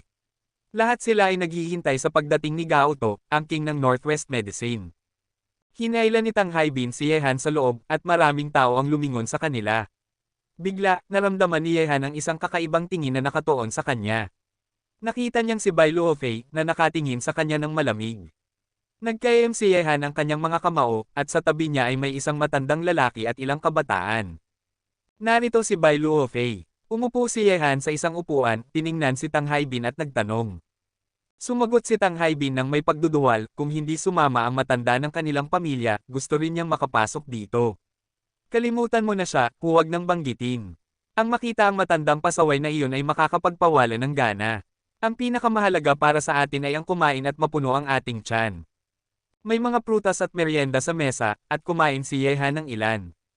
Hindi nagtagal, bumukas ang pinto ng villa, at pumasok ang isang mataas na tao na may matibay na tindig, ang kanyang mga mata ay malamig at matalas, parang isang mayabang na pabo, na ganap na hindi pinapansin ang pangkat ng mga dignitaryo na kayang tumawid at magpasabog sa Shanghai City. Sa likod ng lalaki, si Lin Bomo ay may hawak na kahon ng gamot na gawa sa rosewood. Parang may kaunting galit sa kanyang mga mata, ngunit mahusay niyang naitago ang kanyang galit at hindi ito ipinakita. Nang makita ang pagdating ng taong ito, ang mga dignitaryo ng Shanghai City sa villa ay nag-usap-usap at nagmadaling lumapit sa lalaki, parang isang internasyonal na sikat na bituin, lahat sila ay naghahanap ng autograph photo, at napapalibutan ng maraming tao. Ang atensyon ng lahat ay lalong umangat sa lalaki. Mr. Shen, ako si Li Shan mula sa Fanglong Real Estate.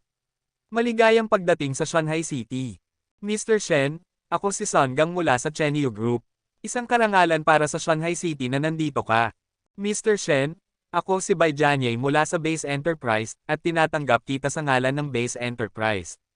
Sa paligid ni Shen Tianao, sunod-sunod na nagsalita ang mga dignitaryo sa Shanghai City, pinababaw ang kanilang mga posisyon. Nang makita ito, napahanga si Yehan sa impluwensya ng Northwest Medicine King Gao To. Marahil kailangan lang niyang magsalita, at ang grupong ito ng mga dignitaryo sa Shanghai City ay gagawin ang anumang bagay para sa kanya. Nakakasuklam, ano ang pinagmamalaki mo? Hindi ba't dahil lang sa mayroon siyang kaunting kasanayan sa medisina, at pinapagawa pa siya kay Lao Lin na hawakan ang mga bagay niya na parang katulong? Puhon, gusto ko sanang sipin siya sa mukha. Nang makita ni Lin Bomo na tahimik na sinusundan si Shen Tianao na may hawak na kahon ng gamot, bigla nang tumaas ang galit ni Tang Haibin. Huwag kang mainip, kailangan pa rin siya ng pamilya Lin, hindi mo ba nakikita na pinipigilan ni Brother Lin ang kanyang galit? Sabi ni Yehan ng mahinahon.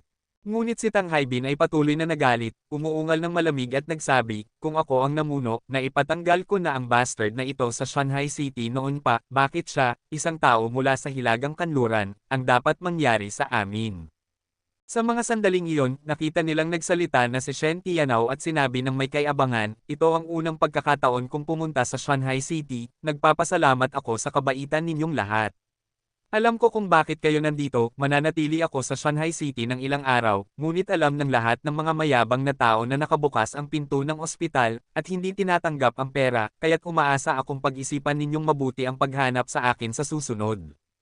Sinabi ni Ginoong Shen na sa susunod na magkikita, tiyak na handa na kaming magbigay ng magandang regalo. Kabanata 39. Mr. Shen ay isang dragon at isang phoenix.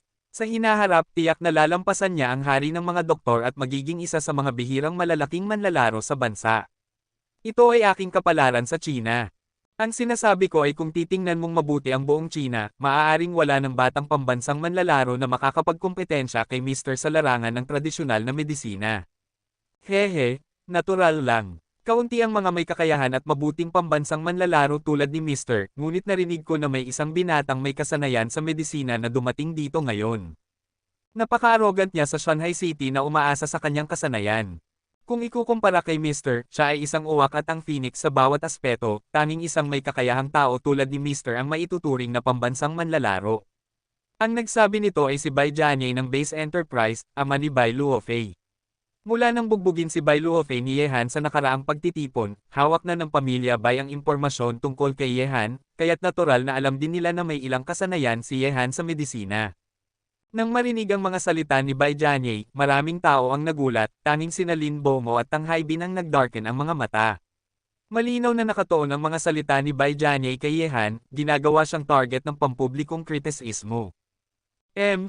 Ang ganitong baliw ay hindi maihahambing kay Mr. Shen, magiging mapaghambog lang siya dahil sa kanyang kasanayan sa medisina. Si Mr. Shen ay isang dragon at phoenix sa mga tao, ano siya?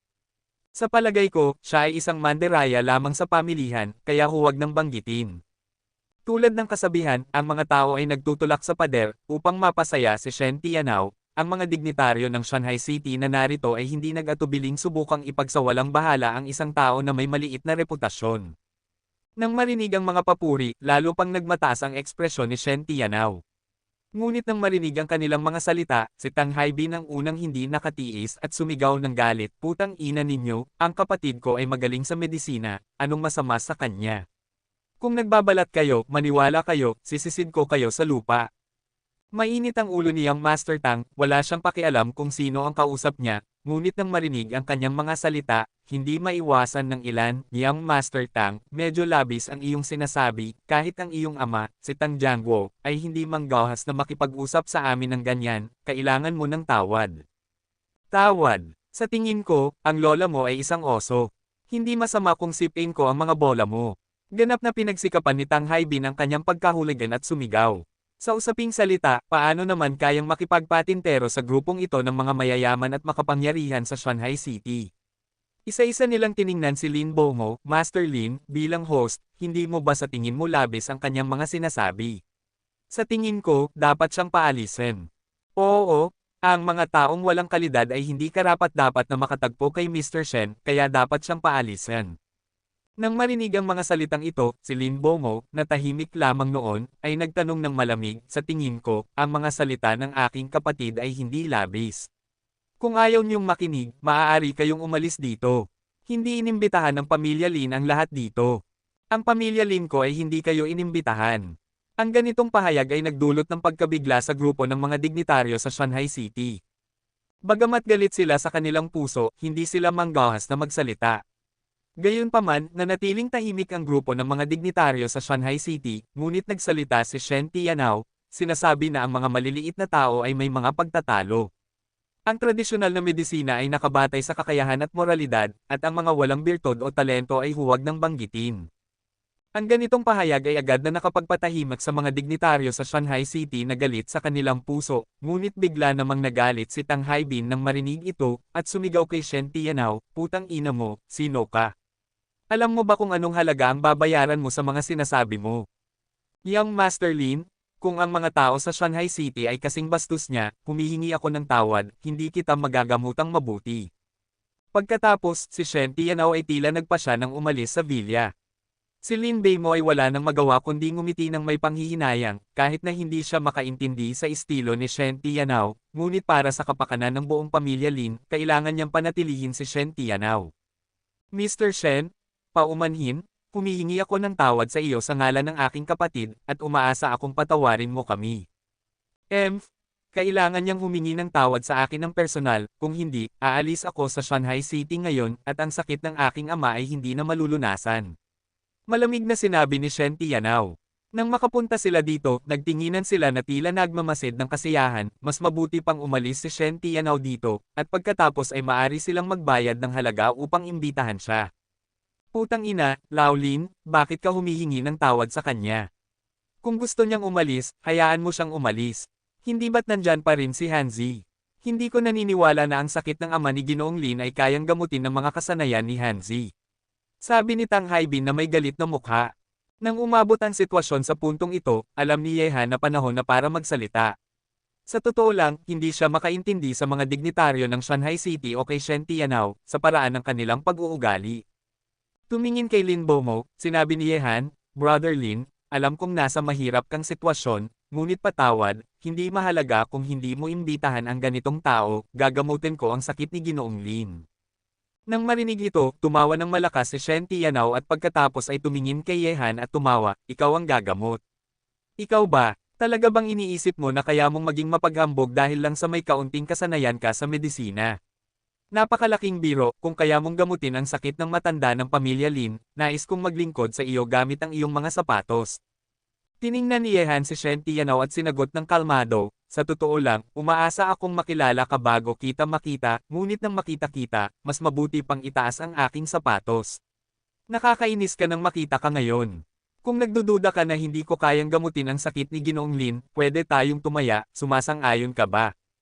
Sa paglabas ng mga salitang ito, umalma ang mga dignitaryo sa paligid ng Shanghai City. Ikaw na baliw, sino sa tingin mo ang iyong sarili? Karapat-dapat ka bang tumaya kay Ginoong Shen? Mapaghambog, ignorante na tao, talaga namang hindi ko alam kung paano naging kaibigan si Lin Xiao sa ganitong mapaghambog na tao. Hehe, palaging may mga mapaghambog na tao sa mundong ito. Sa palagay ko, gusto lang niyang makilala sa pamamagitan ng pakikipagkompetensya kay Ginoong Shen. Alam mo ba kung sino si Ginoong Shen? Siya ay isang mataas na estudyante ng hari ng medisina sa Hilagang Kanluran. Kilala siya bilang hari ng mga doktor sa Hilagang Kanluran. Ano ka? Hindi pinalampas ni Bai Luofei ang pagkakataon na salungatin si Yehan at bigla niyang sinabi ito ng may sama ng loob. Kabanata 40. Bai Luofei, subukan mo ang mga sinasabi mong iyan. Maniniwala ka ba na may makikita akong gagawa ng mga kalokohan mo? Galit na galit si Tang Haibin, at sa kanyang matabang katawan, agad na natakot si Bai Luofei. Nakita ang kaguluhang ito, bilang host, wala nang magawa si Lin Bomo kundi ngumiti ng may panghihinayang. Ang mga pangyayari ngayon ay wala na sa kanyang kontrol. Kung gagawa si Yehan ng ganitong hiling, susuko ba ang mayabang na si Shen Tianao? Walang pakialam si Yehan sa mga hindi kaaya-ayang salita sa paligid niya, ang kanyang mga mata ay nakatuon kay Shen Tianao, naghihintay ng kanyang sagot. Bilang isang doktor sa tradisyonal na medisina, ang mga natatanging kasanayan na ipinasa mula sa kanyang mga ninuno ay hindi karapat-dapat gamitin ng isang taong ito, isang tao na kumikita ng malaki, mapang-api, at walang anumang etika sa medisina ay hindi karapat-dapat tawaging pambansang manlalaro. Nang makita ang kalmado ni Yehan, bigla na lamang tumawa si Shen Tianao ng malakas at pagkatapos ay sinabi ng malamig, mapaghambog at mayabang ka, gusto mong pumatay ng sarili mo, kaya ako, si Shen Tianao, ay tataya sa iyo, ngunit kung tataya ka sa akin, hindi ka makakaligtas sa isang pusta. Nang marinig na pumayag si Shen Tianao, unti-unting humina ang mga boses sa paligid, at lahat ay nakatingin sa kanya at kay Yehan. Ngumiti si Yehan at sinabi, gusto mo bang taasan ang pustahan? Sige, sabihin mo sa akin. Napakadali. Tumingin si Shen Tianao kay Yehan at sinabing may puot, kung hindi mo magamot ang matanda ng pamilya Lin, kailangan mong sumamba sa akin, si Shen Tianao, sa harap ng lahat. Haha, mag-ingat ka sa mga sinasabi mo. Ang mga gustong gamitin ang pangalan ni Ginoong Shen para umangat ay talagang akala nila ay may halaga sila. Nag-echo ang mga dignitaryo sa paligid. Biglang kumunat ang noo ni Lin Bomo nang marinig ito at nagtanong, Mr. Shen, hindi ba labis ito? Isa lamang itong kompetisyon. Bakit hindi natin ito ituring na isang kompetisyon? Labis. Sa tingin ko, kung gusto mo akong makipagkompetensya kay Shen Tianao, huwag kang magpakita kung wala kang tunay na kakayahan. Umungol si Shen Tianao ng malamig, pagkatapos ay tumingin siya kay Yehan at nagtanong, ano ang palagay mo sa pustahang ito? Nanganganib ka bang tanggapin ito? Kung hindi, umalis ka na ngayon at huwag mo akong ipakita muli. Putang ina, bakit ka napaka-arrogant? Hanzi, sumang-ayon ka na, sa pinakamasama, ako na ang gagawa para sa iyo. Sabi ni Tang Haibin na may malalim na mukha. Nang marinig ito, labis na naantig si Yehan. Hinaplos niya si Tang Haibin sa balikat at sinabi, salamat, matabang lalaki, pero ako na ang gagawa. Pagkatapos magsalita, tiningnan ni Yehan si Shen Tianao at sinabi, sa totoo lang, kung kaya mong sabihin ang ganitong pustahan, talagang hindi ka karapat-dapat na tawaging pambansang doktor ng tradisyonal na medisina, at ang pagpapasa sa iyo ng ganitong kasanayan mula sa iyong mga ninuno ay isang ganap na pag-aaksaya. Sinasabi ng mga ninuno, walang birtud, walang medisina, at ang mga doktor ay pinapahalagahan ang etika sa medisina, at nawala mo na ang pinakabatayan ng moralidad. Ngunit dahil ginawang pustahan ito, syempre, tatanggapin ko ito, ngunit mayroon din akong isang hiling. Walang pakialam si Shen Tianao sa sinasabi ni Yehan tungkol sa etika sa medisina. Para sa kanya, ang katanyagan at kita ang kanyang nais. Tungkol sa etika sa medisina, gaano karaming mga doktor ang kayang panatilihin ang kanilang etika sa medisina sa ngayon? Hindi lang ito basta-basta na sumusabay sa agos sa marangyang lipunan. Sabihin mo ang iyong hiling. Tumingin si Shen Tianao kay Yehan ng may pagmamataas, anuman ang hilingin ni Yehan, hindi siya natatakot dahil nakatakdang matalo si Yehan. Tumingin kay Shen Tianao, biglang naging malamig ang mga mata ni Yehan, at sinabi, kung gagamutin ko ang sakit ni Ginoong Lin, kailangan mong umalis sa Shanghai City, at hindi mo na maipagpatuloy ang iyong practice sa medisina, at titigilan mo na ang larangan ng tradisyonal na medisina mula sa ngayon. Matapos umalis sa Villa, ang galit sa puso ni Tang Haibin ay hindi pa rin naglalaho. Kung hindi dahil sa may nagsalita kay Shen Tianao, marahil ay nais na niyang sipin ang kanyang mukha ilang beses. Putang ina, anong klaseng doktor na estudyante, gusto ko talaga siyang patayin. Sa isang leisure club, si Yehan at ang tatlo ay umiinom ng tsaa. Si Tang Haibin ay nagmumura habang umiinom, labis na mainit ang kanyang ulo. Ngayon ay naiinis siya sa mukha ni Shen Tianao. Ngumiti si Lin Bomo at sinabi, okay, hindi ito sulit na magalit sa ganitong tao. Kung talagang naiirite ka, pwede mo siyang sipain sa araw na aalis siya sa Shanghai City. Ba, sipain siya. Natatakot akong madumihan ang kamay ko. Sabi ni Tang Haibin ng may pagduduwal, pagkatapos ay tumingin kay Yehan at nagtanong, sabi ko, Hanzi, kailangan mong gamutin si Ginoong Lin bukas. Kapag naisip mong gamutin si Ginoong Lin, talagang gusto kong makita kung anong hitsura ng bastardo na iyon, kung hindi, talo ang ating ikatlong kapatid. Tinanong din ni Lin Bomo, Hanzi, sigurado ka ba talaga? Nakita na ng maraming kilalang doktor ang sakit ng aking ama, at lahat sila ay nagpahayag ng kawalang magawa. Natatakot ako na kapag dumating na ang oras. Tumingin si Yehan kay Lin Bomo na nag-aatubili, ngumiti siya at sinabi, basta't isang sakit, tiyak na may lunas. Bagamat hindi ko pa nakita ang mga sintomas ni Ginoong Lin, sigurado akong 80% na maaayos ko ang kanyang sakit. Hindi nagbibiro si Yehan nang sabihin ito. Ang 3 karayom sa pintuan at 9 na karayom sa pintuan ay kayang gamutin ang maraming mahirap gamutin na sakit. Tinataya ni Yehan na kahit na ang isang terminal na sakit ay mapunta sa kanyang mga kamay, sigurado siyang magagamutin ito. Ano man ang hirap ng sakit ni Ginoong Lin, tiyak na magagawa siyang gamutin ng mahika ng Xiangmen Jiusheng. Nang marinig ang mga salita ni Yehan, nawala ang pag-aalala sa mukha ni Lin Beimo, at nagpasalamat. Hanzi, naniniwala ako sa iyo, at pagkatapos ay aayusin natin ang mayabang na si Shen Tianao. Sa totoo lang, kung hindi dahil sa may kailangan ang pamilya ko sa kanya, gusto ko na talagang patayin ang bastardo na ito. Inimbitahan ng pamilya ko siya upang gamutin ang sakit. Ang bastard na ito ay hindi lamang ginawang alipin ako, kundi sinamantala pa ang pagkakataon at humiling ng 2% ng bahagi ng ari-arian ng pamilya ko. Tulad ng isang tao, talagang umaabuso siya. Paf! Nang marinig ito, hindi napigilan niyang Master Tang na iluwa ang tsaa, at sinabi na may ekspresyon ng disbelief, anong halaga? 2% ng mga bahagi. Ang kanyang lola, bakit hindi siya magnakaw? Sabihin ko sa iyo, Laolin, ang 2% ng mga bahagi ng iyong ari-arian ay hindi bababa sa daan-daang milyon, kaya pumayag ka, hindi ba? Nabigla si Yehan sa mga salitang ito, mayroong nakabigla na ekspresyon sa kanyang mukha, ilang daang milyon, ang sabi ay talagang may lakas ng loob ang bastardo na si Shen Tianao. Tumango si Lin Bomo ng may lungkot, at sinabi, para sa sakit ng aking ama, wala kaming magawa kundi sumang-ayon. Hanzi, nakasalalay sa iyo kung makakapagpatuloy ang pamilya Lin sa mga daan-daang milyon. Ipinatong ni Yehan ang kanyang tasa ng tsaa, tumango, at sinabi, Brother Lin, huwag mag-alala, ang hangarin ng taong iyon na makapasok sa Shanghai City ay nakatakdang mabaigo, at sa daan-daang milyon, hindi ko siya natatakot na ilagay ang sarili sa panganib. Upang gamutin ang isang sakit ay nangangailangan ng daan-daang milyong bayad sa konsultasyon. Maaaring isipin ni Yehan kung gaano karaming tao ang nadaya ni Shen Tianao sa kanyang mga kasanayan sa medisina sa mga nakaraang taon. Isang kahihiyan para sa larangan ng tradisyonal na medisina na panatilihin ang mga taong ganito na patuloy na nagpa-practice ng medisina. Haha, gusto kong marinig iyan. Pinaikot ni Tang Haibin ang kanyang mga kamay, tumingin kay Yehan at sinabi na may ngiti at pandidilat, ngunit Hanzi, ang bastardo na si Shen Tianao ay naniningil ng daan-daang milyon para sa paggamot, magkano ang sisingilan mo? Hindi naintindihan ni Yehan ang ibig sabihin ni Tang Haibin, kaya't sinabi niya, bakit ako sisingilan para sa paggamot kay Ginoong Lin?